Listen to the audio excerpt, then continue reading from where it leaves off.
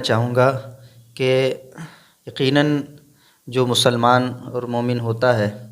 وہ اللہ کے رسول صلی اللہ علیہ صلی اللہ وسلم علیہ کے وسلم۔ اسوہ حسنہ کو اپناتا ہے، جی اور جب ان کے قول و فعل و حال پر اس کی نظر جاتی ہے تو یقیناً وہ کبھی بھی سماج میں رسوا نہیں ہوتا، بے شک حق ہے۔ اور اس کے کردار کو، اس کے گفتار کو، اس کی رفتار کو دیکھ کر انسان اپنے آپ کی زندگی کو سنوارتا ہے جی اور اپنے آپ کو اچھا بنانے کی کوشش کرتا ہے۔ میں یہی ایک پیغام اس اسٹوڈیو کے اور اس بزم کے حوالے سے نشر کرنا چاہوں گا کہ آپ تمامی حضرات فیضان غریب نواز ایسوسی ایشن سے جڑیں اور اپنے گھروں میں دینی ماحول پیدا کریں جی اور اپنے بچوں کو دینی اور عصری تعلیم سے آراستہ اور پیراستہ کریں۔ ٹھیک ہے سر، تو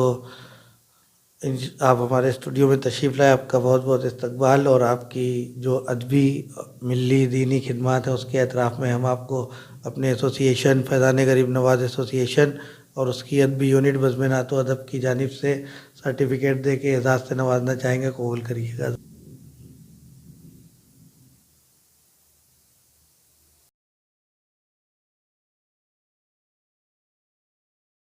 ہر ابتدا سے پہلے ہر ایک انتہا کے بعد، ہر ابتدا سے پہلے ہر ایک انتہا کے بعد،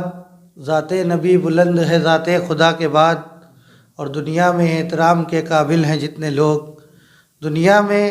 احترام کے قابل ہیں جتنے لوگ، میں سب کو مانتا ہوں مگر مصطفیٰ کے بعد۔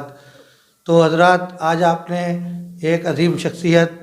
اور ایک بہت ہی مترنم لہجے کے عظیم شاعر، جو کہ ماشاءاللہ عالم دین بھی ہیں، جن کو دنیا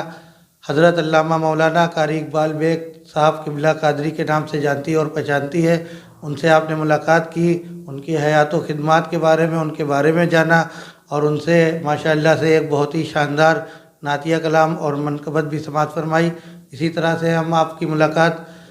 ملک کے مشہور و معروف علماء، شعراء، ادبا، مشائخ سے انشاءاللہ اپنے چینل کے ذریعے سے ملاقات کراتے رہیں گے، اور آپ ہمارے چینل کو لائک کریں، سبسکرائب کریں، شیئر کریں، اس امید یقین کے ساتھ انشاءاللہ پھر ملتے ہیں کیمرہ مین محمد آصف وارثی کے ساتھ۔ ایاز احمد چشتی، السلام علیکم ورحمۃ اللہ۔